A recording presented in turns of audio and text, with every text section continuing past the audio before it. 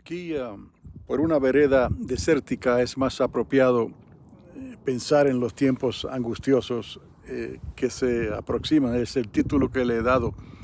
Pero ¿qué entendemos por tiempos angustiosos?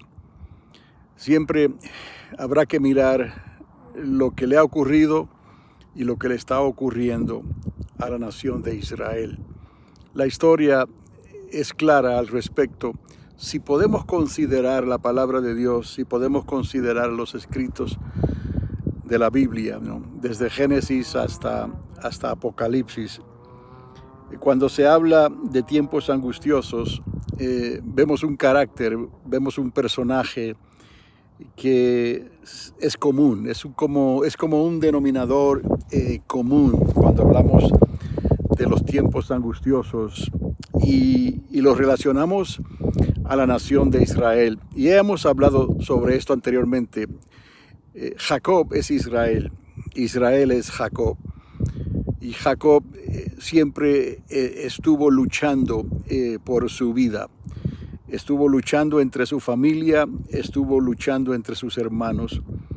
Hasta el fin de los días, cuando halló un poco de sosiego y descanso, fue por medio de José, ¿no? En la tierra de Egipto. Pero cuando hablamos de tiempos angustiosos, este denominador común que les estoy hablando es los medas y los persas. Lo podemos ver como un pueblo que se unió en el territorio que hoy se conoce como la tierra de Irán, ¿no? Y no sé, quizás esto tenga que ver como si quedara una rencilla entre los medos y los persas. Estamos hablando de aquel gran Ciro el Grande. Estamos hablando de Darío el Grande. Estamos hablando del rey Asuero en los días de Esther, con sus 127 provincias que tenía bajo su dominio, ¿no? Y otros reyes más, pero el denominador común es Media, como se le conoce en la Biblia, Media y Persa. Y así se le identifica los medos y los persas, o los persas y los medos.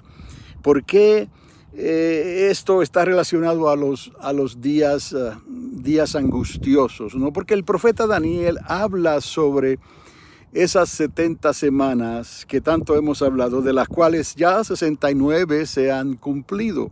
Falta una semana de 7 años literales. Entonces, el mismo profeta habla sobre este tiempo y coloca la historia principal desde el tiempo en que el rey Ciro el Grande, y esto es bueno notar, ¿no?, que las cosas están sucediendo hoy, pero vamos a recordar que Dios despierta el espíritu de reyes. Dios despierta el espíritu de personas, sea hombre o sea mujer, de personas que van a hacer algo o se disponen para hacer algo para Dios sin resistir mucho lo que Dios les esté pidiendo, sino que Dios le pone gracia en ellos, es un favor inmerecido. Y de momento Ciro el Grande ayuda al pueblo que estuvo en el cautiverio bajo el imperio de Babilonia, los ayuda a salir, ¿no?, del yugo de los caldeos y regresar a Jerusalén. En la Biblia podrías relacionarlo con los libros de Esdras y Nehemías, con el gran Zorobabel de la casa de David. A todos ellos Dios despertó el espíritu. Eso es lo que estamos viendo hoy. Cuando hablamos de la política no ha dejado de ser política en aquellos tiempos y en nuestros días tampoco. Eso no es asunto de personas religiosas o personas que pretenden ser algo que que no lo son, porque en la política esto se presta, ¿no? Hacen muchas promesas que después no pueden cumplir, pero una vez ya están en el poder, entonces como que cambia su carácter, se convierten en personas bipolares, pudiéramos decir. Más sin embargo, recientemente el personaje que Dios puso en la presidencia de esta nación cumplió lo que dijo inmediatamente, ¿no? Favoreció a Israel desde un principio hasta el final, ¿no? Ayudó a que la embajada fuera movida a Jerusalén y la ciudad de David fuera reconocida, ¿no? A lo menos como Jerusalén, y está a favor de Israel y del primer ministro Netanyahu hasta el día de hoy. Eso es un ejemplo de lo que es despertar el espíritu. Es cierto, quizás usted diga, pero que ese hombre, ¿cómo es posible que Dios trate con un hombre así? Es que a la verdad no sabemos exactamente el corazón de las personas, ¿no? Solo Dios conoce y Dios despierta a quien Él quiere despertar. El asunto es que Él le cree a Dios y obedece a Dios. Es precisamente lo que hizo Ciro, ¿no? Y luego Darío hizo lo mismo, y Artajerjes se le menciona más tarde, pero es parte del mismo grupo, del mismo equipo. Pero vayamos al libro de Esther, por ejemplo, el rey Asuero, el de las 127 provincias. No digamos eso porque fueron tiempos angustiosos. Y ahora pronto se celebra Purim, ¿no? Al final, o justo antes del final del mes de marzo, ¿no? Es un día que se celebra de la puesta del sol hasta la puesta del sol del siguiente día. Entonces, la historia, algunos no quieren creerla porque dicen que es una fantasía que se escribió, una historia imaginaria, pero no. Los mismos judíos, los sabios, según ellos, le dan crédito a la historia de Mardoqueo y a la historia de Adasa, ¿no? O Esther. El asunto es que fueron tiempos angustiosos, y aquí es donde quiero dejarlo. No quiero extenderme mucho. Aquí el lugar hay una vista hermosa hacia las montañas, es un camino solitario. Quizás se oiga algún ruido a la distancia, ¿no? Cerca de la ciudad, pero esto aquí es apropiado para hablar estas cosas tranquilamente, ¿no? Y la temperatura está muy agradable. El asunto es que cuando hablamos de tiempos angustiosos, tenemos que conectarlo con Israel. Entonces, de hecho, se le llama el día de angustia de Jacob a ese tiempo terrible que se denomina la grande tribulación, esos 3 años y medio, 42 meses, que viene a ser la segunda mitad de la semana 70, antes de que venga el deseado, ¿no? Y ponga sus pies sobre el monte de los olivos, vendrá a limpiar su era y pondrá a todos sus enemigos por estrado de sus pies para establecer su trono de unos 1000 años literales en esta tierra, ¿no? Y entonces se cumplirá todas las promesas que se le hicieron a Abraham referente a Isaac y a Jacob, a las 12 tribus. Y nosotros estaremos ahí. Si tú le has creído a Cristo y le has permitido que te llene de su Espíritu Santo, ¿no? Entonces estarás preparado y con el deseo de entrar y arrebatar ese reino que muy pronto sufrirá violencia, y los violentos, por decirlo de esa manera, lo vamos a arrebatar, ¿no? Pero la pelea no es de nosotros, ¿no? Si acaso resistimos la carne, si acaso resistimos el sistema, los religiosos, el Sanedrín, ¿no? Los que pretenden ser de Dios con sus leyes y sus argumentos, y a la verdad están muy lejos. Porque con sus labios ellos honran a Dios, pero su corazón está lejos, porque no quieren, ¿no? Someterse, ¿no? A lo que el Espíritu de Dios les está pidiendo para este tiempo, ¿no?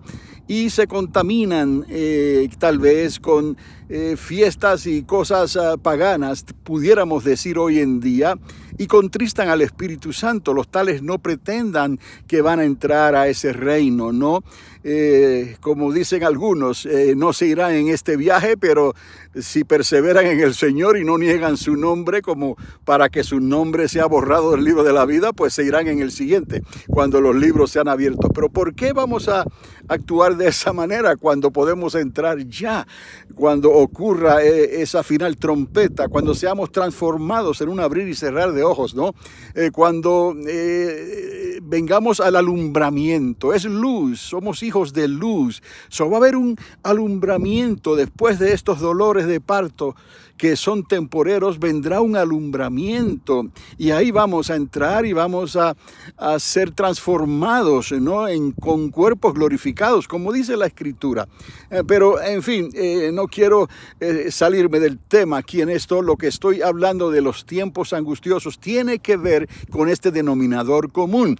Y este denominador común no es otro que Media y Persia. Entonces, cuando hablamos de Susa, en el tiempo bíblico, en las historias bíblicas, se habla de Susa. Estamos hablando de una ciudad muy antigua, no muy lejana de lo que conocemos hoy como Teherán. Y Teherán es precisamente Irán. Entonces, siempre recuerdo que la gente de Irán, ellos son nobles, el pueblo es noble, pero los líderes de Irán, los Khomenis y todos estos de la guardia, ¿no? De la república que ellos llaman de Irán, ¿no? Ellos tienen una espina, tienen algo con Jacob.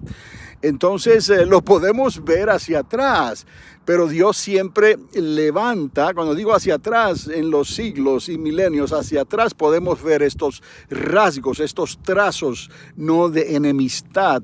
Entonces el asunto es que no es nada nuevo tampoco, porque los medos y los persas sí tuvieron algo, una resiliencia, ¿no? con el pueblo de Jacob, pero el asunto es que Dios levantó siempre a un Ciro, y no solamente a un Ciro para que ellos regresaran a Jerusalén y comenzaran la restauración, pudiéramos decir, sino que levantó a un Darío también para hacer lo mismo, porque fueron regresando por bandas. Es como si algunos se acostumbraron de tal manera a lo que ocurrió en Babilonia, que algunos quisieron quedarse en Babilonia. Eso es increíble, porque el mundo atrae siempre. Cuando hay prosperidad y hay provisión, es muy difícil movilizar al pueblo porque quiere quedarse como está.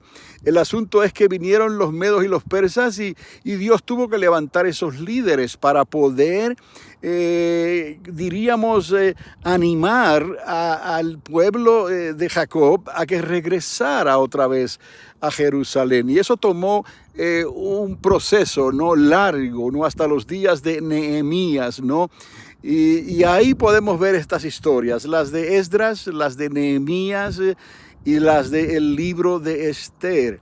No, hoy en día estamos viendo esta enemistad de parte de Irán otra vez, de los líderes de Irán. Estamos viendo este sentido de odio y pudiéramos decir, quisieran eliminar completamente la semilla de Jacob y lanzarla al mar, ¿no? Y a ellos se ha unido un mar de personas que en realidad la única explicación que hay es que son descendientes de Amalek, estos palestinos y todos estos que no hay que decirle nada, simplemente mencionas el nombre de Israel o de Jacob e inmediatamente piensan que Israel está haciendo lo malo, ¿no? Porque a lo que es bueno, Israel lo llaman malo, como diríamos a Hamás y a los palestinos que odian a Israel y que procuran una solución política con dos estados. Esto es imposible, ¿no? Dios tendría que negarse a sí mismo antes de permitir que Israel sea dividida en dos estados. Es algo que es una anomalía, ¿no? Es algo que no puede suceder ni va a suceder. Esa tierra le pertenece a Jacob. Entonces, todo esto es parte del engranaje de lo que se está formando, pero para tener una idea nada más de estas personas que están en las universidades, en todos los países de las naciones de la tierra, y no saben ni por qué odian a Israel. Entonces hablan lo que no saben, pero no se dan cuenta, ¿no?, que hay un peligro inminente en esto, porque todo lo que las personas desean contra Israel, que sea malo, les será regresado y les será añadido, ¿no?, en contra de esas personas porque maldicieron a Israel. Simplemente la maldición se cumple. Entonces, ¿quién puede, no, luchar contra las maldiciones que Dios estableció? Por lo tanto, es mejor considerar la voz del Espíritu Santo para que nos ayude a entender y a amar a Jacob y a Israel y por qué ha pasado por lo que ha pasado, como me ocurrió a mí con Israel cuando yo no conocía exactamente lo que esto significaba. El mismo Espíritu de Dios me fue mostrando hasta el día de hoy, me muestra todavía, ¿no?, que somos Jacob, somos Israel. Entonces vamos a estar del lado de Dios en todo esto y entender los tiempos y las sazones de los tiempos. Otra vez entonces hay tiempos angustiosos.